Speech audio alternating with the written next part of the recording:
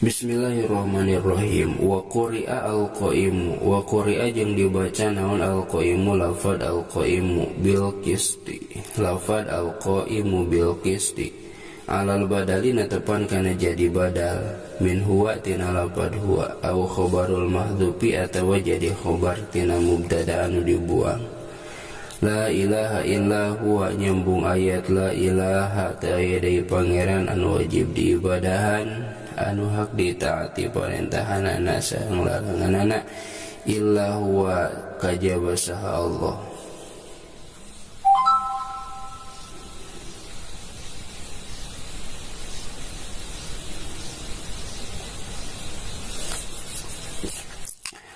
Karoro ngabulak-balik itu Allahu kana lafad la ilaha illa huwa litakidi pikeun muatan wali mazidil intinai sareng pikeun tambah-tambahna tetegenan bima'rifati adillati tauhidi kana nganyahokeun pirang-pirang dalilna tauhid wal hukmi sareng netepkeun bihi kalawan itu tauhid ba'da iqamatil hujjati dina sabada nangtungkeunana hujjah waliyabdaniya sareng pikeun yen jadi ngadeg alaihi kana itu lafad la ilaha illa huwa naun qauluhu al-azizul hakim dawuhan Allah lafad al-azizul hakim.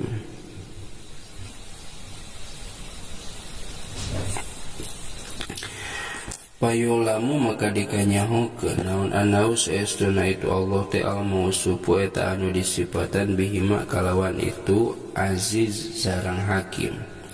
Wa qadima jeung diheulakeun naon al-azizu lafad al-azizu litaqaddumil ilmi karena narima ti heulana nyaho bi qudratihi kana kawasaanana Allah alal ilmi kana nyaho bi hikmatihi kana hikmahna itu Allah. Warok muhuma sareng ari ropana itu aziz jeung hakim alal badali eta teh netepan kana jadi badal minad dhamiri tina isim dhamir awi sifati atawa jadi sifat li fa'ili syahida kana fa'ilna lafaz syahida titik. Wa qadrawiyya sareng nyata diriwayatkeun fi fadliha dina kautamaanana itu ayat tauhid naon annahu salafad annahu sayasuna kangjeng Nabi alaihi salatu wassalam qala eta ngadawuh itu Nabi yuja'u ngadawuh kana lafad yuja'u bakal didatangkeun sahabi sahibiha kalawan anu bogana itu wahdaniyat yaumal kiamati dina poe kiamah payaqulu maka ngadawuh saha Allah inna li abdi kana lafad inna li abdi saestuna eta tetep pikeun hamba kami hadza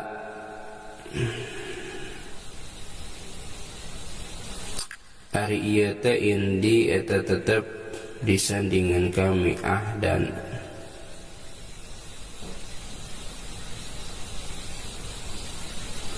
ari perjanjian wa ana sareng ari kami teh ahku eta leuwih hak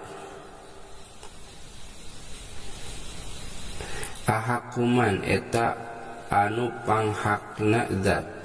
wapa anu nyumponan ieu man teh bil ahdi kana perjanjian adhilu kudu ngasupkeun aranjeun kabeh abdi ka abdi kami aljannata ka surga wa ieu sareng ari ieu ayat teh dalilun eta teh dalil ala fadli ilmi usulidini kana kautamaanana ilmu usuluddin wa syarafi alihi sareng kamuliaanana itu ahli ilmu. Inna dina indallahil islam inna dina saestuna ari agama atawa saestuna agama indallahi munggu Allah ta'ala islamu eta teh agama Islam jumlatun eta teh jumlah mustanafatun anu mustanafah anu dijieun mimiti muakidatun anu nguatan lil ula kana anu kahiji ayaladina tegasna teu aya agama eta tetep mardiyun anu dipikarido mardo muranya anu dipikarido indallahi mungguh Allah siwal islami kajaba agama Islam Wa jeung ari itu agama Islam teh at-tauhid eta agama tauhid, wa tadarru jeung tadarru bisyari kalawan syara, alladzi anu jaa anu sumping bihi kalawan nyandak itu ladzi teh saha nabi kangjeng Nabi alaihi salatu wassalam. Nyambung ayat wa makhtalafal ladzina wa ma sareng perkara ikhtalafa anu narima beda saha alladzina pirang-pirang jalma utu anu dipaparinan itu ladzina teh alkitab kana kitab minal yahudi nyatana ti kaum Yahudi wa Nasra jeung kaum Nasrani au min arbabil kutubi atawa ti pirang-pirang anu ngabogaanana pirang-pirang kitab al-mutaqaddimati anu narimati heula fi dinil islami dina agama Islam. Paqala teras ngucap saha kaumun hiji kaum innahu kana lafad innahu sayasuna itu dinul Islam teh hakun eta teh hak bener. Wa qala sareng ngucap saha kaumun hiji kaum innahu kana lafad innahu sayasuna itu agama Islam teh mahsusun eta anu ditangtukeun bil arabi kalawan orang Arab. Wanapa sareng nganapikeun hukana itu agama Islam teh saha akharuna pirang-pirang anu sajana mutlaqan barina mutlak au fi tauhidi atawa dina tauhid fa salasatul nyiun tilu pangeran saha Nasara kaum Nasrani wa qalatil yahudu wa qalat sareng ngucap saha yahudu kaum Yahudi Uzairun ibnullah kana lafad Uzairun ibnullah Uzairu ari Nabi Uzair ibnullah eta putra Allah wakila jeung dibasakeun deui hum ari itu Yahudi teh kaum Musa eta teh kaumna Nabi Musa alaihi salatu wassalam. Ikhtalafu eta narima perbedaan narima barareda itu kaum Musa ba'dahu dina sabadana pupus Nabi Musa wakila jeung dibasakeun deui hum ari itu kaum teh eta Nasara kaum Nasrani. Ikhtalafu narima beda itu Nasara fi amri Isa dina urusanana Nabi Isa alaihi salatu wassalam ila min ba'di ma kajabat tina sabadana perkara jaa anu datang hum ka itu kaum teh naon al ilmu aya ba'da ma tegasna dina sabada perkara alimu anu geus nyarahun itu kaum hakikatal amri kana hakikatna perkara atawa hakikatna urusan au tamakanu atawa geus